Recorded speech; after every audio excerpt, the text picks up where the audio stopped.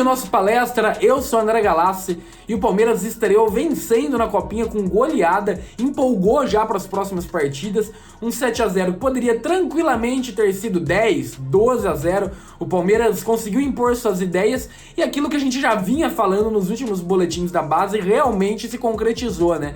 O Lucas Andrade consegue a cada jogo colocar as ideias dele em prática, a gente enxerga o Lucas Andrade dentro do time do Palmeiras, foi uma constância. Em 2023, às vezes, o Palmeiras perdeu um pouco a ideia de jogo, o trabalho dele estava começando, e agora com essa pré-temporada, e foi evoluindo em 2023, e agora com essa pré-temporada antes da Copinha, contra a Queimadense, a gente já entendeu muito melhor as ideias do Lucas. Bem verdade que uma equipe frágil da Queimadense não havia nem conseguido a classificação para a Copinha, foi terceiro colocado no Campeonato Paraibano Sub-20, herdou a vaga do CSP, mas está lá por méritos, é a terceira colocada no Paraibano Sub-20, e o Palmeiras passou o trator 7-0, com o goleiro da Queimadense sendo um dos destaques da partida.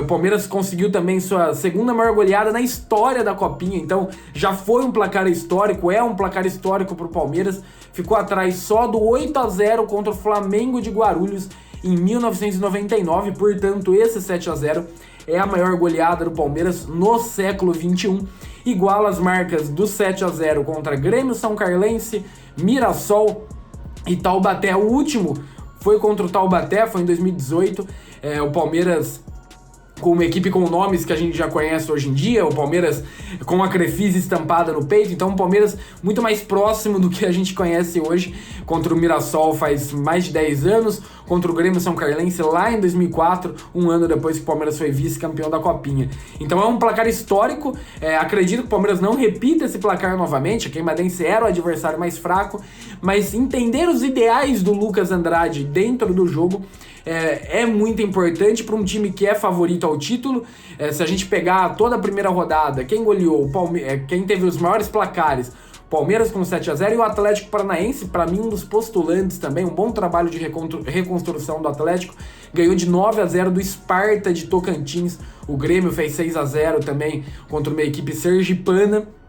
Então, o Palmeiras entre as maiores goleadas, não passou dificuldade, a gente viu outras equipes grandes passarem alguns apuros, casos do Botafogo, o Vasco que empatou com o Macapá. Então o Palmeiras ainda deu para sentir que jogou em marcha lenta, não passou da segunda marcha, matou o jogo em 15 minutos, só administrou e aí depois das trocas, oxigenado, sangue novo no time, os reservas querendo mostrar serviço também, que aí emplacou um gol atrás do outro. E uma partida muito dinâmica do Palmeiras como um todo, né? Tudo funcionou. A gente viu o Ian chegando na área, o Gilberto chegando na área e fazendo gol. Achei a partida mais abaixo ali foi do Patrick e do Cauã Santos. O Cauã Santos em uma nova função, né? O Palmeiras realmente com um quarteto ofensivo, Alan, Cauã Santos, Estevão e Thales, mas com o Thales fixo de centroavante.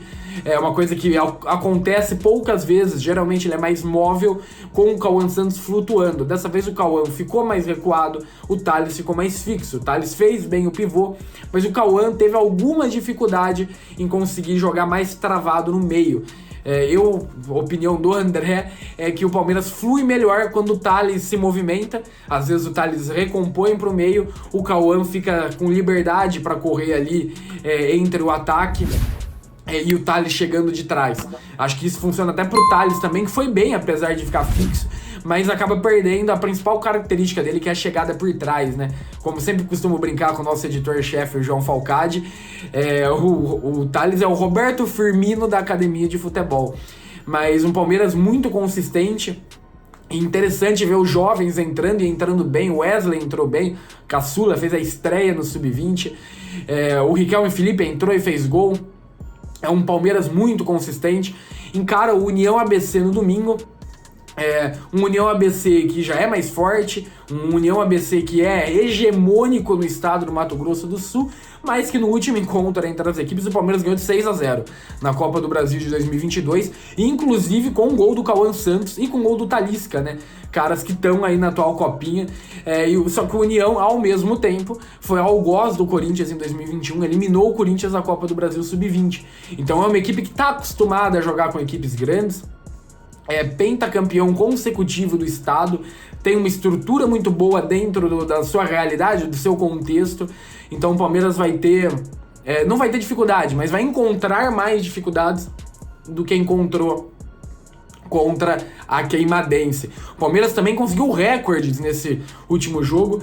O Palmeiras vem a 19 jogos invicto, já está no top 6 maiores invencibilidades da história da Copinha. Nesta Copinha deve chegar à vice-liderança, faltam poucos jogos para que o Palmeiras consiga a vice-liderança. O recorde do Corinthians com 31 vitórias consecutivas é muita coisa. O Palmeiras, até se fosse campeão invicto ou se perdesse a final nos pênaltis, né, para continuar com a invencibilidade, não chegaria a esse número em 2024, pode chegar só em 2025, e para isso ainda tem que percorrer um longo caminho, uma longa estrada para bater esse recorde que o Corinthians construiu entre 2015 e 2018, é um recorde atual também.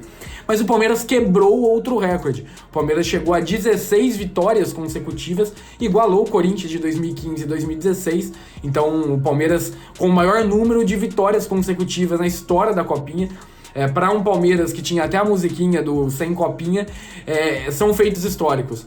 Ser bicampeão, ser uma das maiores invencibilidades da história, ser o maior recorde de vitórias da história da competição, lutar e ser favorito por um tricampeonato consecutivo inédito. Acho que são feitos que constroem o Palmeiras já como uma potência da Copinha, e o pavimento para o futuro é muito bom, né? O Palmeiras deve permanecer por bons anos, digo que até para a eternidade da Copinha, como sempre potência, né? Como o Corinthians já foi em outro momento, e hoje, apesar de toda a força, apesar de jogar com o nome na Copinha, não consegue já há alguns anos bons resultados.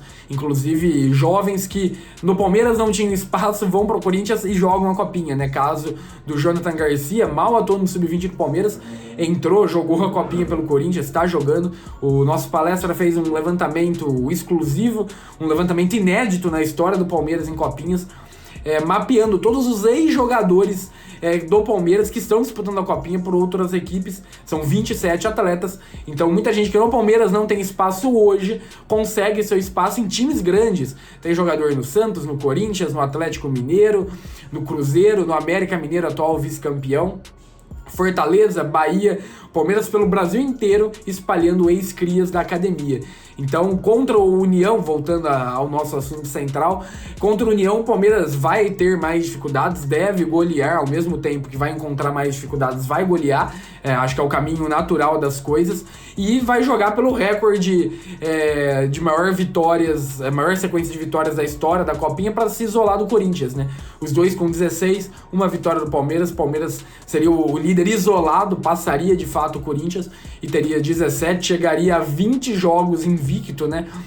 Nessa sequência que o Palmeiras tem aí de 19 jogos sem perder, são 16 vitórias consecutivas, mas o recorte inteiro dele são 18 vitórias e um empate, né? O que quebrou essa sequência do Palmeiras de não conseguir fazer o 19-19, né? 19 jogos, 19 vitórias, foi um empate em 1-1 contra o Água Santa na primeira fase de 2022, né? O primeiro título do Palmeiras. Um jogo que o Palmeiras estava ganhando com o time reserva e no último lance toma um empate do Água Santa. Para quem acompanhou aquele jogo lá em Diadema, né, o Palmeiras jogando contra o time anfitrião, uma chuva, um dilúvio, o gramado polo aquático, e o Palmeiras toma um gol de bola aérea no último minuto. Poderia estar com 19/19, o que seria algo incrível. O Palmeiras já poderia tá muito à frente desse recorde, mas esse detalhezinho impediu. Então, um Palmeiras que vem forte, um Palmeiras que vem para quebrar recordes nessa Copinha, encara o União ABC do Mato Grosso do Sul neste domingo, às 8 horas da noite, e depois fecha contra o Oeste. O Oeste ganhou de 3-0 do União ABC. Na minha projeção, passa Palmeiras e passa Oeste. Palmeiras em primeiro, cruza com um grupo de Itaquaquecetuba, que deve ter Santo André, o Aster de Itaquaquecetuba e o Sport lutando por uma vaga. Sport deve passar em primeiro, cruza com o Oeste. O Palmeiras pega Santo André ou Aster. O Aster no confronto direto ganhou do Santo André.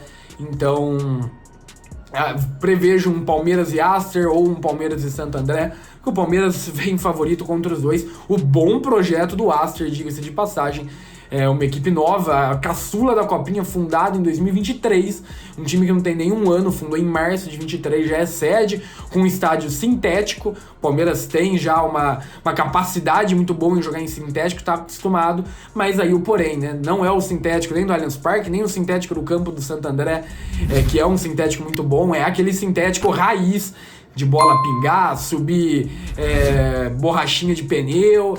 O negócio lá é um gramado um pouquinho pior. O Palmeiras pode ter algumas dificuldades, mas isso é papo para outro boletim da base. Então, deixe seu like, comente, acompanhe a cobertura do Nosso Palestra no site www.nossopalestra.com.br. Eu sou André Galassi e esse foi mais um boletim das categorias de base do Palmeiras.